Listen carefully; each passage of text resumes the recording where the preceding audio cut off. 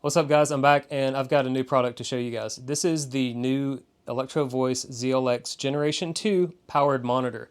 Now I've been using the first generation monitor for years and years and years. This is my main FRFR on stage, be it miking a guitar cabinet and sending it into that, miking vocals, sending it to that, using my acoustic into it, modelers, speaker simulations, you name it, I've used it, and the thing has been awesome. And I got it used like a B stock and paid practically nothing for it, maybe $250, $300 for it, and it has been absolutely rock solid reliable. No complaints whatsoever. Hasn't missed a beat. But this new Generation 2 version has a lot of cool stuff that mine doesn't have, and I think that it's worth comparing the two and deciding, do these new features really enhance the product in a way that makes it worth the $550 price tag? And I think after using it for a couple of shows now, it's really surprised me in pretty much all great ways. So we're going to go ahead and listen to the original version, and I'm going to then swap the cable over into the new version. And without messing with any of the new stuff, we're just going to hear speaker versus speaker without any sort of new tricks or enhancements to kind of tilt the playing field in one way or the other. Now, I have to give a big shout out to the guys at Zzounds Music. They've sent me this speaker to try out, and I'm going to give you guys my honest opinion on this.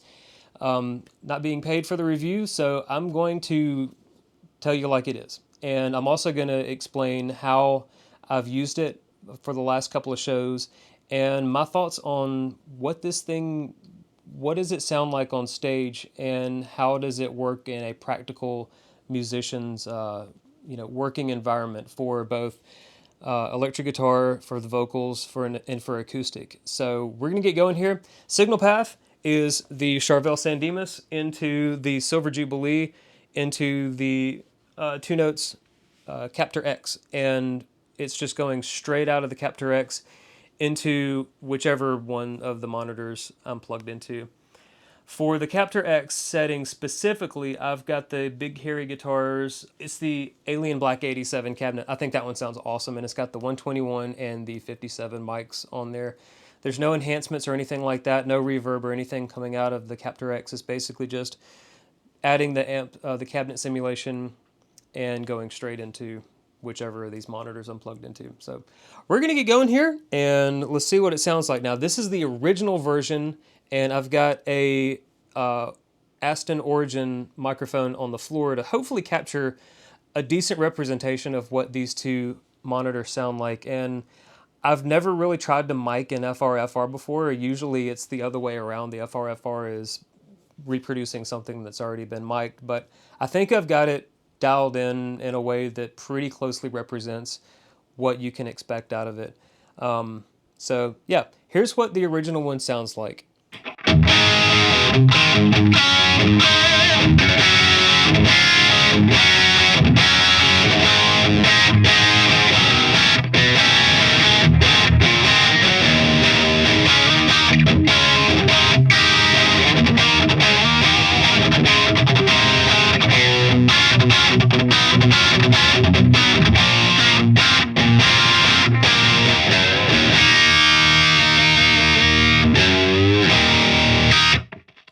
All right, now I'm plugged into the new version, and I've got it set up exactly how the first one is set up in terms of the pole mounting configuration. Actually, I'll read it out on this app here. It's the tripod location mount setting and the live mode setting. And the EQ and everything is completely flat on this thing. So let's hear how it compares to the original version.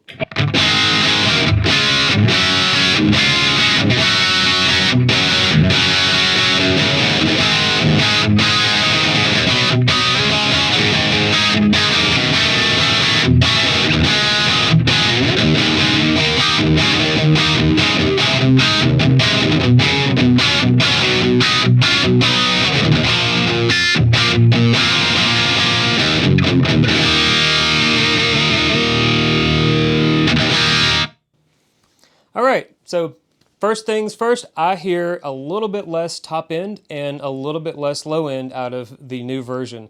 And for me, that's a plus.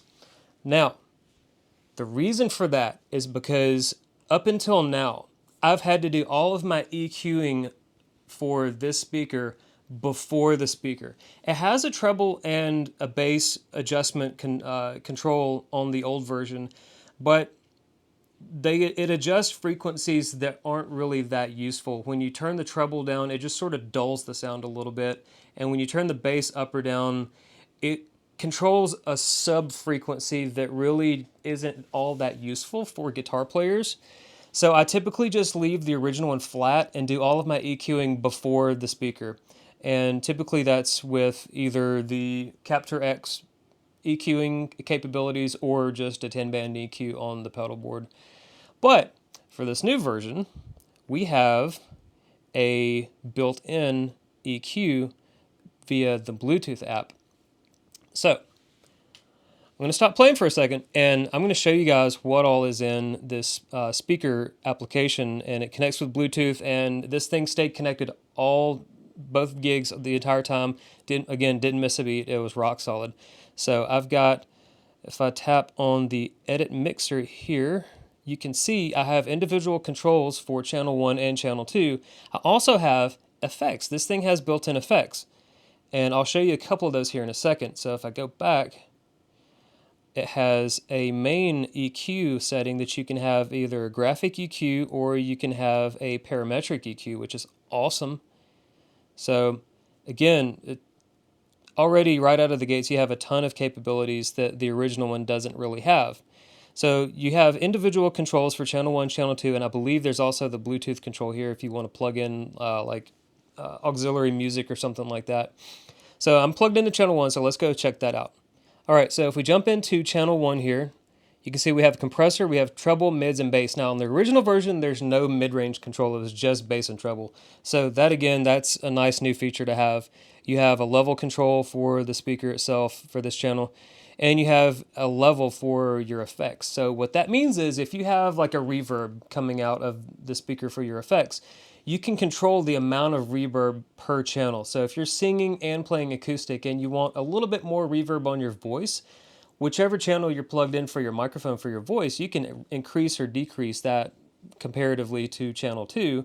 So you can kind of tweak how much reverb you want, or if you want more delay, if you want chorus effects, things like that, that's all in here. So it's really neat that you can configure it on a per channel basis, which again, I use both my acoustic and my microphone into my original version. So being able to manipulate the amount of effects per channel is really nice because I don't want as much effects on my guitar as I do on my voice. So that's neat. You have phantom power. You can mute the channel in case you're plugging in or taking a set break and something like that, and you don't really have a mute capability. You have your presets here, which is really nice. So based on the scenario of how you're going to be using this, you have a bunch of different preset EQs. And I've gone through some of these, and while I can see what they're going for with some of these, I prefer to typically I found it a little bit easier just to EQ on my own using the flat preset. But your mileage may vary. You might find something that really sticks out and works great for you. So, all right, so I'm going to back out here to the main screen. And the one thing that I really like about this is it has a special mode on here that the original version doesn't have. And it is FRFR guitar. Now, I'm going to play for a second here with the live setting that I have it currently set to, and then I'm going to switch to the FRFR guitar, and so you can hear what it does to the sound, and this is how I prefer to have it on the FRFR guitar setting. So this is the live mode.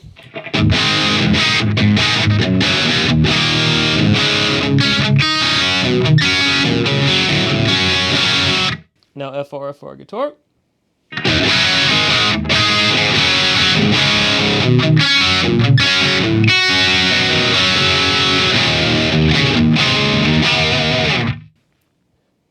Back to the live mode.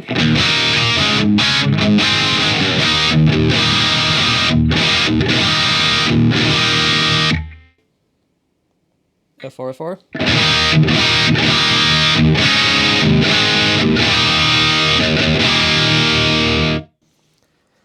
So it might be hard to hear on the microphone recording, but in the room, what it does is it pulls out a little bit of low end. It sharpens up the top end a little bit, but also rolls off the really, really high top end, like over 16 or 1700K. It kind of gently shelves that down a little bit and just tweaks the upper mid-range a tad. And going back and forth between live and the FRFR guitar during our first gig sound check that I used this thing at, what I noticed, especially compared to the original one, was that it starts to blend the lines between what you know a guitar cabinet sounds like with regular guitar speakers, and what a PA speaker sounds like. With the original version, you always know that it's a PA speaker behind you because it's producing way more low-end grunt and a lot more top-end clarity and sparkle that a regular speaker cabinet typically doesn't have. And while it doesn't necessarily sound bad, I mean, far from it, I think it sounds great, it doesn't sound authentic in terms of tricking your ears into thinking that there's a speaker cabinet behind you. Now, while this new version isn't perfect and not exactly the way a guitar cabinet would sound, it gets a lot closer than the original version. And for me, it gets close enough that despite the fact that I do use in-ear monitors, I use the kind that have the, I use the ASI audio that have the microphones built in so you can hear your stage sound in addition to whatever's getting pumped in from the PA. It sounds natural enough in terms of being speaker cabinet-like that I found it to be much more pleasing on stage compared to the original version. And I think that was the biggest surprise that I wasn't really expecting or prepared for, because here in the studio, you can play around with the EQ and do all kinds of things to try and shape the top end and low end a little bit, even using a third-party EQ before your signal gets to the speaker. But that specific setting tweaks it in just the right way that I feel like it makes it really convincing in terms of you're not thinking about, oh, I have a PA speaker sitting on the floor behind me. It does a good enough job of making you forget about that and just being able to enjoy your sound and enjoy the performance and the crowd and all that good stuff. So for that reason alone, I think this is a great upgrade.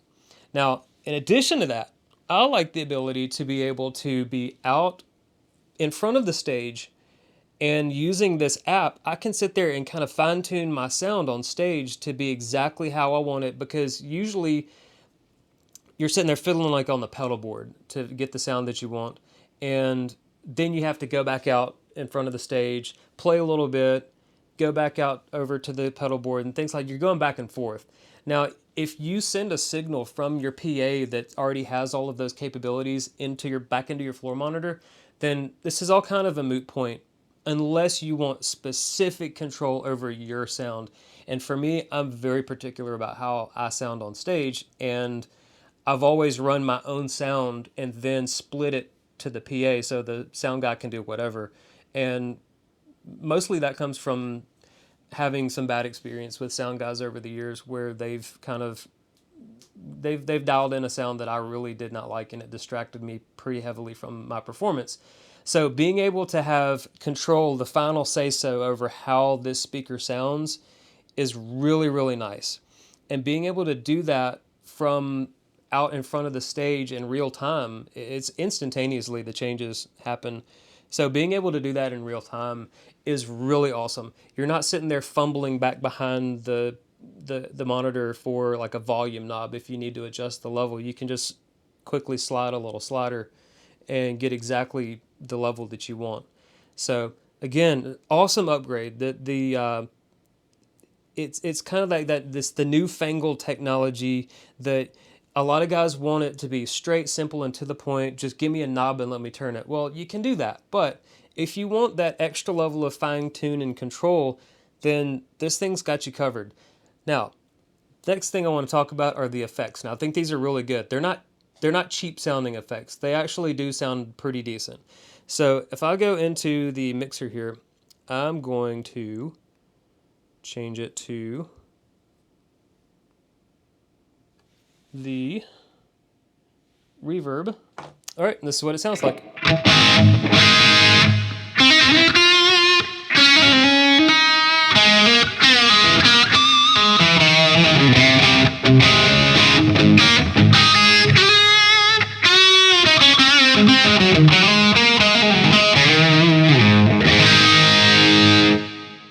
Now, if that's a little too much reverb, the app's got you covered.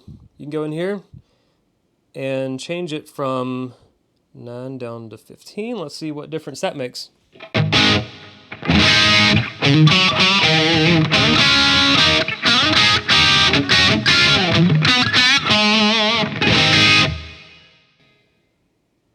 Down a little bit more.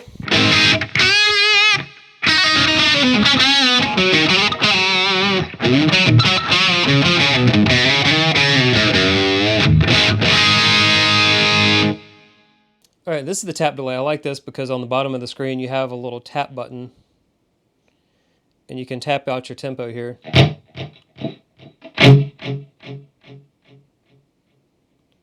So if I go back into the delay settings,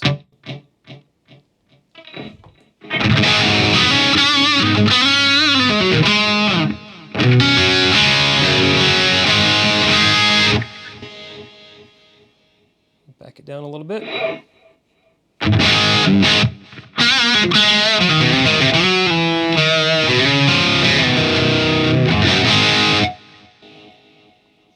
really like that. I love the ability to tweak the effects level in addition to picking your effect. All right, this is a little chorus and delay.